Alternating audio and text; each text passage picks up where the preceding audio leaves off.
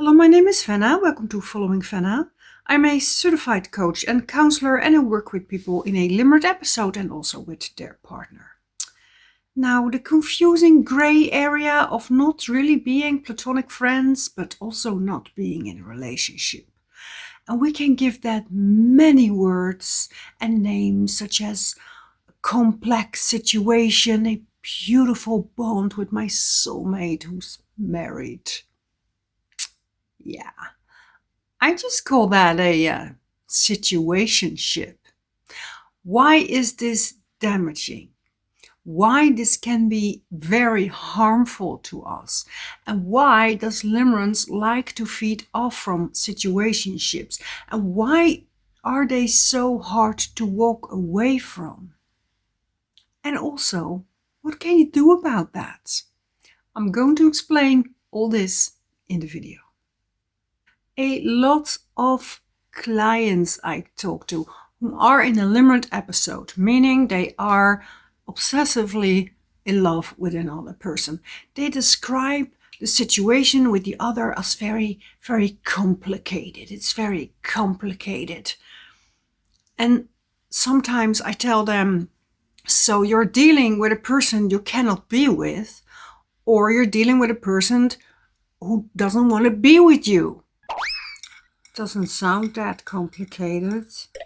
And why do I do that? Why do I smack some cold hard reality in our distorted limerent mind? Well, I do that to create awareness, since awareness creates choice, and choice gives you power. I always say that it's so important. But okay, here we are. The situationship. The non-defined relationship. And of course, this isn't always damaging. There are loads of people who prefer that, who are completely happy, and they both enjoy the status of free hanging out and status free fooling around, and they're really happy about this. But I assume these people are not watching my videos, so I assume that you are not so happy in this thing that you have with the other person in this non-relationship. And of course, some of the features of a situationship are not defining the relationship. You don't go officially in the relationship. You're not having the talk about the officiality. You're not making future plans, or maybe only in theory, like in an affair. And you're not having a clear plan for the joint future. And the relationship doesn't really grow. It doesn't really end or grow. It officially only exists in the here and the now, in this vacuum. And there is overall lack of integration of other family members, for example. Now, why can this be damaging? And there are so many reasons this can be destructive.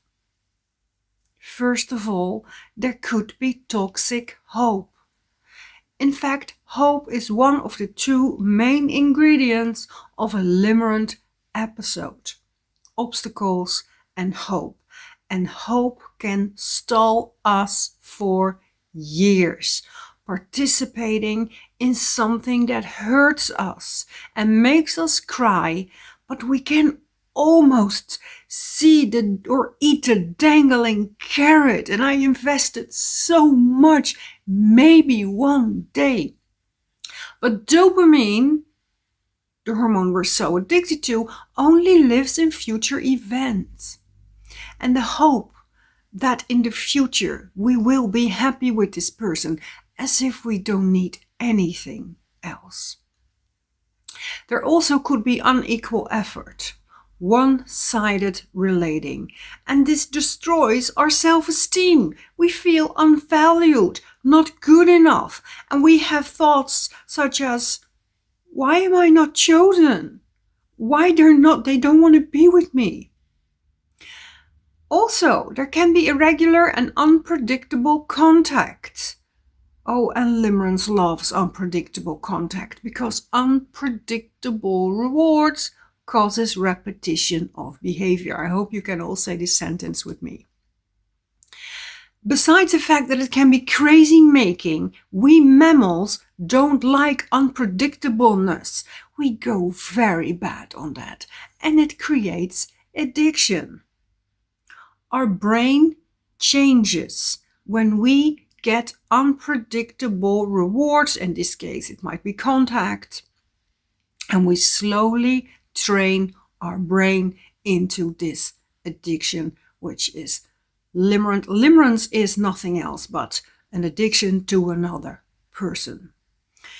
That means that we have to go through withdrawal and grief in order to bring our hormonal dysregulation back in balance after a while. And if we are addicted, we simply cannot say, okay, I don't like this anymore, so bye. We go through the addicted cycles, meaning the tension builds up. We have some contact, there is tension relief, and the tension builds up again. We need them. And being addicted causes a lot of problems to ourselves, but also to the people around us. It is so destructive, to say the least. It's also very bad for your health. Okay, so there's a risk on becoming addicted to this contact. There also could be lack of communication, the fear to ask clarity, which makes us feel like we are at the mercy of somebody else, like we are puppets on a string. And it's not a good feeling, not asking clarity, because maybe we fear the answer. Kind of says enough, doesn't it? But not giving enough boundaries also does not help in feeling empowered, like you have some sort of something to say in this relating. This kind of contact also can make us very alert, very hypervigilant, continuously put us in a fight or flight state with symptoms that can resemble or even provoke post-traumatic stress disorder. Always being alert. Do I get a message? Where are they? What are they doing? What do they think of me? Where do they like me? We react so sensitive to the unsafety of the contact, the unsafety of the undefined bond. Now, in something undefined, there could be more room for breadcrumbing, game playing, gaslighting, catfishing, because, hey, I don't know you anything, this is just a situationship. And of course, all these things are very damaging on the short run, but also on the long run. This can be messy, chaotic, and highly confusing, and sometimes we don't know what to believe anymore. Is it me? Is there something wrong with me? Am I too demanding? Am I not good enough? Should I kill off my ego? Is it them? Do they have some sort of diagnosis? Should I learn how to, be involved with an avoidant? Should I diagnose him? Or look at my own flaws. Maybe I'm not pretty enough. I'm sure if I was more pretty, they would stay. They would define the relationship. There's also another risk. Because there is no official beginning and ending, there is sometimes no closing point. We can stay stuck in the what ifs, and we call that the counterfactual thinking. We do that a lot in Limerence. Maybe my life would have been better if I could have been or make it work with this other person. Of course, there's no proof of that. But if you anticipate in something that does not nourish you, you can think that you don't deserve any better. This is all you get. You take what's there, the half-ass relationship with some half-ass attention is better than nothing. And it's simply not true. Don't listen to that overcritical voice in our head. Everyone on this planet needs or deserves to be happy in a nourishing relationship. Okay, Fenna, what you just listed sounds all pretty horrible. I mean, why would someone agree with that? Why do some people, maybe including me, have situationship over and over? Well, again, there can be so many reasons why people anticipate in situationships. Of course, I was talking about the hope before. It can be that we are stuck in hope, that we live in hope that one day this thing will turn into a real relationship and then we will be happy. I call that the almost relationship. Also, of course, the addiction I was just talking about. An addiction doesn't make sense, but it can stall us for years. Or even, we can even go back to something that we know is not good for us. Addictions don't make any sense. And I know people who flat out told me, Fenna, I don't even like my limerent object, meaning the other person. And yet they are in a situationship. And yet we have to seek them in order to calm down temporarily. Relief is addictive. Remember that, relief is addictive. It can also be that we did not define ourselves what it is what we actually want. Along through life, and then we stumble upon someone that we find really attractive and we just hope for a positive outcome. Or maybe we don't tell ourselves that we're not okay with this. Maybe we pretend that we like being casual. We don't mind being the other person, not being the actual boyfriend or girlfriend or official partner. Maybe we never express this to ourselves. Hey, I want to find somebody that I can have a real relationship with. This could also have to do with your attachment style. And I always say that attachment styles are fluid. But at one point, if you are more in an avoidant period of your life, it can be that you find it hard to commit or you have very conflicting feelings about the bond or intimacy. And if you have a more anxious attachment style, it can make you hold on for dear life for I don't know how long, because ending feels like dying and you're dreading the pain that you know that will come if this will end or this will keep you from walking away. It also can be a defensive pattern that plays when there is trauma. We are choosing the one thing that we know will not go anywhere as a form of counter protection. Hey, I mean, at last we know that this is not sustainable and it will not last. So I have this knowledge already, so I don't have to be vulnerable. I don't have to worry about losing someone or feeling abandoned when it wasn't there to begin with. And of course, this kind of protection coping mechanism, they work on the short term, but they're also not very nourishing. They're depriving yourself from love and connection, which we need as people. Well, it could be whatever what reason why we have situationships left and right. But I think the question should be, am I happy? Not sometimes, not when I get a little bit of attention, but overall in this. Is this healthy? Is this healthy for your body? Is this lifting you up? Is this nourishing you? And nourishing is my new word, as you noticed.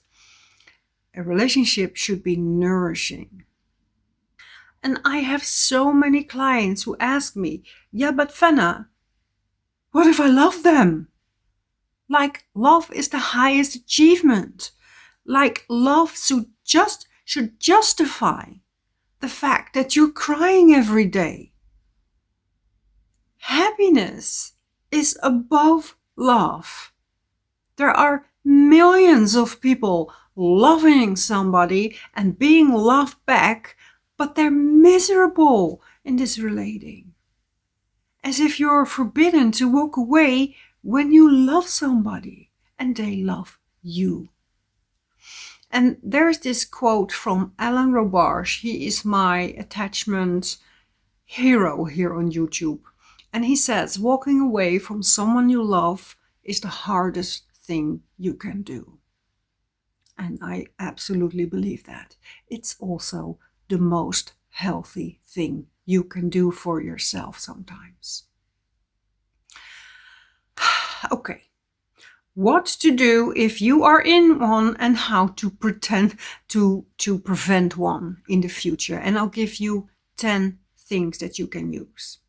First of all, we humans / potential limerence should always state what it is that you're actually looking for, even before you start to date, for example.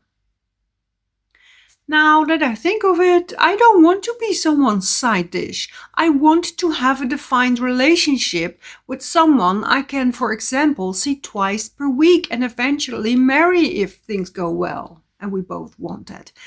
That is context. That is defined. That is clarity. And we can even state this at a first date. I'm kind of looking for someone who also wants to be in a relationship, because that's what I'm looking for, a committed relationship. It's so normal. Why don't we all do that? Number 2, ask clarity. Yes, ask clarity. It's healthy. It's an adult act. It's sexy. It's normal to say, hey, what do we have here? Where's this going? How do you see us? Do you want to be with me? Shall we make the relationship official? We are so afraid of the answer that we put up with shit for so long. Just one little question and a lot of information can come your way, and we don't have to analyze and guess anymore for hours. We just ask, hey, where's this going? How do you stand in this? Number 3, it kind of resembles also the first one. Look at your needs. Address and express.